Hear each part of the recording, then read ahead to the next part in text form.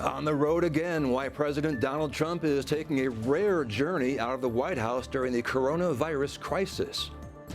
Asking questions, a newly released report appears to show Obama administration officials seeking to unmask Michael Flynn. We have reaction from Capitol Hill.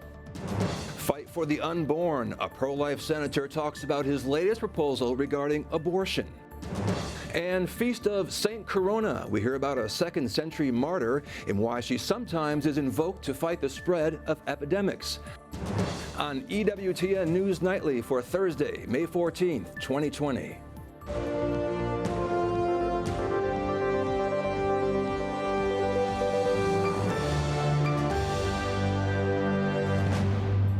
Good evening, and thank you for joining us. I'm Owen Jensen. Tracy is off tonight. President Donald Trump announces plans to replenish America's stockpile of personal protective equipment. The president traveled to Pennsylvania today to tour a company that distributes medical masks and gloves. He says the pandemic proves he was right about the importance of moving supply chains out of China back to the U.S. 80 to 90% is made of what you distribute is now made in the USA, and that's taken a long while for us to get it. I started that right from the beginning. It's probably one of the major reasons that I'm here. It's called America First. President Trump brought attention to a company in Allentown called Owens & Minor. It has sent millions of N95 masks, surgical gowns, and gloves to hospitals across the nation. The White House says President Trump wants to use the strategic national stockpile for coronavirus testing and replenish it so America is, quote, never caught off guard again. I'm determined that America will be fully prepared for any of the future outbreaks, of which we hope there's going to be none.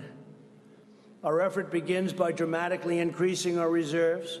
Instead of 1 to 3 weeks worth of supplies, which we had less than that, the U.S. government will now stockpile 3 whole months, much of it made in the USA. Even though the virus keeps spreading, President Trump insists it's time for more states and schools to reopen. He rejects the stimulus plan proposed by Speaker Nancy Pelosi and House Democrats. Republican senators have disclosed a list of names of Obama administration officials they say may have received unmasked Americans named in intelligence documents. Former National Security Advisor Michael Flynn was mentioned in some of the reports. Capitol Hill correspondent Eric Rosales has more now. Owen, as the National Security Agency monitors terrorist threats, sometimes their net catches terrorist targets talking to U.S. citizens. In their reports, that U.S. citizen's identity is then masked or kept out. That U.S. person's name is masked or protected by being referred to as U.S. Person 1, U.S. Person 2, U.S. Person 3. So when you see these reports, to understand the context and the importance of what's going on, you almost have to have the actual name. Yesterday, Republican Senator Rand Paul announced several officials from President Obama's administration were on that list, including former Vice President Joe Biden. At that time, U.S. officials were scrutinizing Russian interference in the 2016 election. Former National Security Advisor Michael Flynn later pleaded guilty to lying to the FBI about conversations during the presidential transition period with Russia's then U.S. Ambassador Sergei Kislyak. Senator Paul says the requests were political. This is Vice President Biden using the spying powers of the United States to go after a political opponent. The Democratic candidate for president said, quote, all normal procedures were followed. Democrats and Republicans agree Joe Biden and other officials had the authority to request the American's identity and did so through proper channels. This unmasking is really a normal process. It's a legal process, but in most instances, it'd be people in the intelligence community that would be asking for the unmasking. But Republicans tell me more information is needed. I'm ready for Congress to do its job. And I'm not talking about hearings that drag out over months. I'm talking about line them up. If we got to subpoena folks, we got to subpoena folks. Former Director of National Intelligence James Clapper was asked by CNN if he's willing to testify remotely. He said yes. Clapper was among those who asked for Flynn's identity. From the Capitol, Eric Rosales, EWTN News Nightly. Eric, thank you. Catholic Republican Senator Mike Braun from Indiana is behind a bill to protect underage girls from abortions. You never know when that glimmer of hope or that spark can occur, and I think it's incumbent on those of us that hold the issue dearly to keep bringing it up. Senator Braun's Parental Notification and Intervention Act was introduced in the Senate Tuesday. It would require written notification to the parents of a minor seeking to have an abortion and a 96-hour waiting period. Senator Braun says even if this does not pass, he will keep fighting to protect the sanctity of life. U.S. Secretary of State Mike Pompeo was in Israel yesterday to discuss the country's plans to annex part of the West Bank. He met with Israeli Blue and White Party leader Benny Gantz, a new coalition partner of Prime Minister Benjamin Netanyahu. Secretary Pompeo was given a waiver of the mandatory 2-week quarantine. He is the first foreign official to visit Israel since January. A strong typhoon slammed into the Philippines earlier today.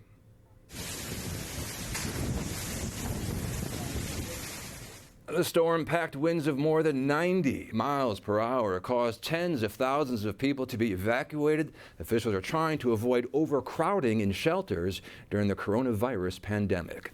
A Catholic bishop in Nicaragua says the government has been irresponsible in handling the COVID-19 pandemic.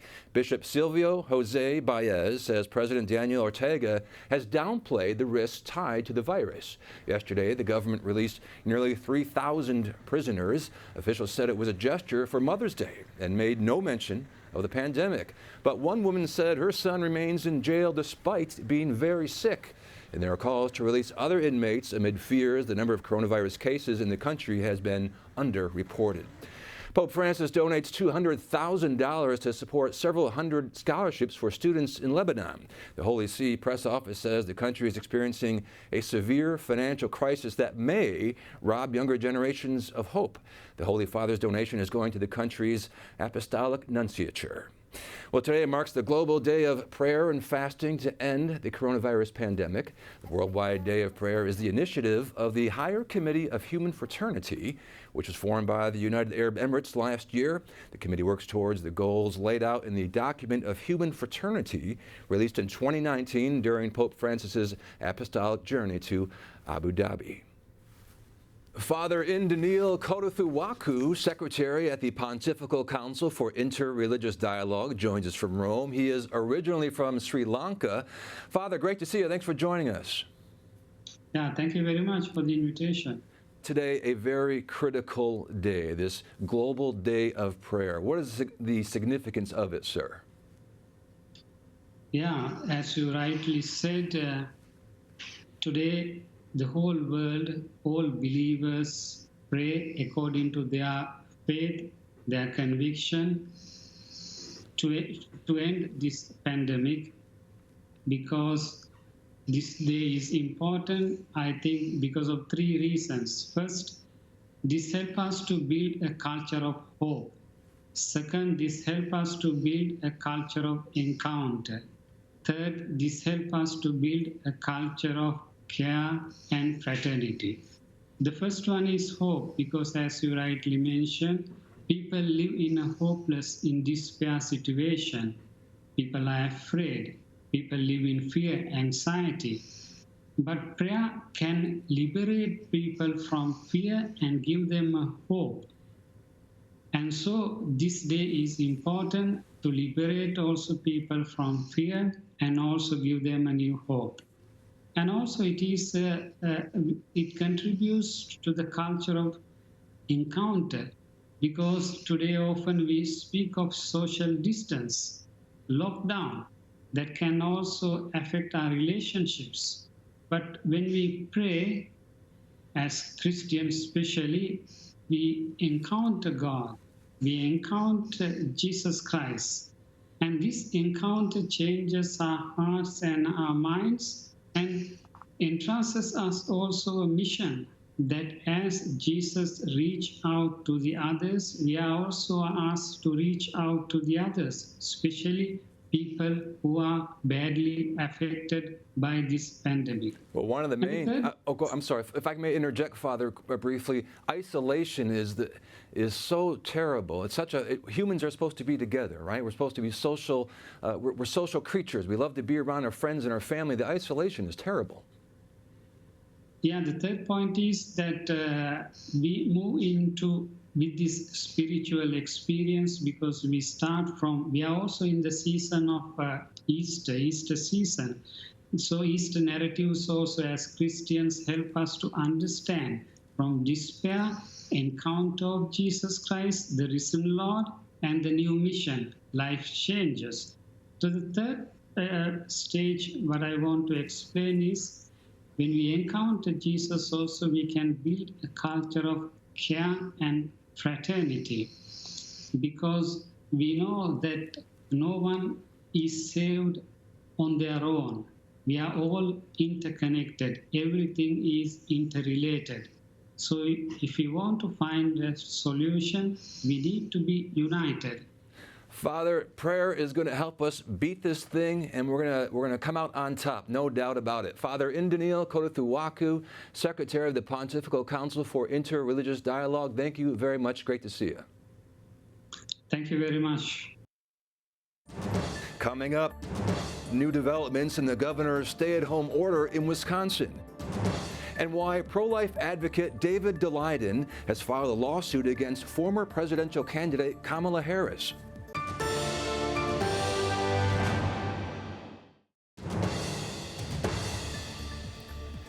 We're seeing pushback to coronavirus lockdowns in the U.S., and courts are even getting involved. In Wisconsin, the state Supreme Court reversed the governor's safer-at-home order. And today in Michigan, people braved the rain to protest. Correspondent Mark Irons reports. Mark. When the Wisconsin Supreme Court ruled the order from Democratic Governor Tony Evers was unenforceable and unlawful. In neighboring Michigan, protesters are sharing a similar view.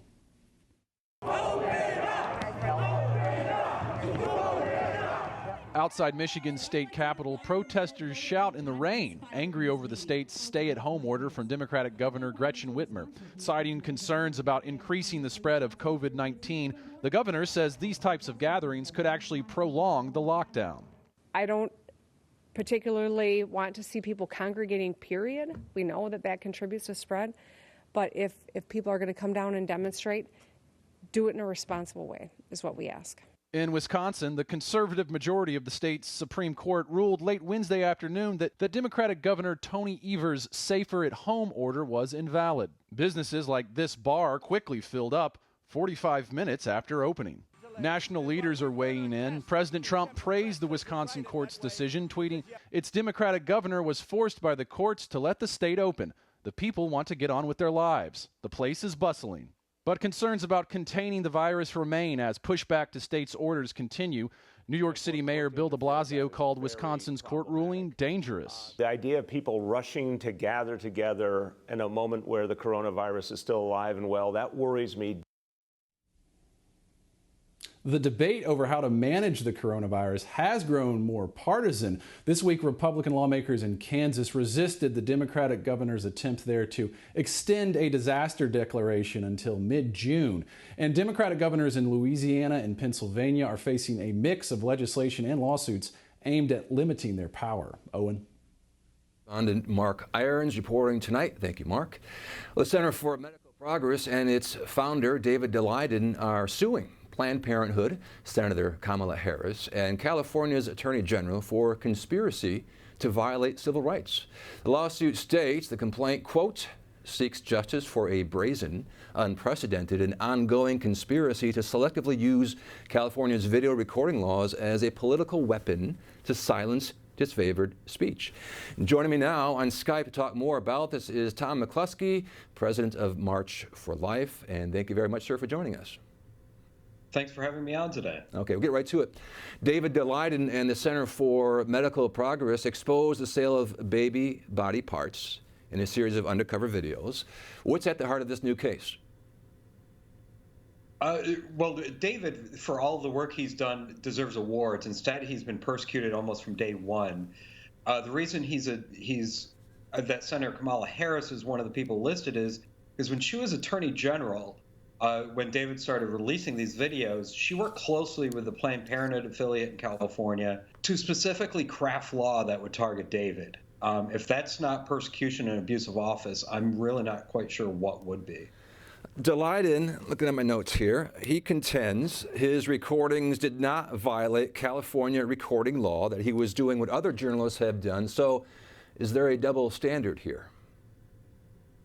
Without a doubt, there's a double standard, and that's what they were thinking of when they were crafting the law. They were thinking of people like David Daleiden or people like Lila Rose, who target pro-abortionists or target abortion facilities and expose it for what it really is. Now, Senator Kamala Harris, who was California's AG when the investigation into Daleiden's work was launched, and the current Attorney General for California, Javier Becerra, are named in the lawsuit. What is their connection with Planned Parenthood? Well, at least for both of them, Planned Parenthood contributed quite a lot to their campaigns. I know with Senator Kamala Harris, she's received since 2010 about $81,000 from pro-abortion forces, including quite a bit from Planned Parenthood. So there's definitely some sort of quid pro quo going on here on top of the abuse of office. Tom McCluskey, president of March for Life Action, thank you for your time tonight, your insights, and apprising us. Appreciate it very much. All right, thank you for having me on. Okay. Other news now, a federal judge has set a deadline for victims to seek compensation over child sexual abuse from the Diocese of Harrisburg in Pennsylvania. The order allows claims until November 13th this year. The diocese, which has filed for bankruptcy, says it wants to hear from everyone who has claims of actual or alleged abuse. Up next, we'll discuss St. Corona, whose feast day is today. And Pope Francis makes a plea to people from all faiths. We'll explain.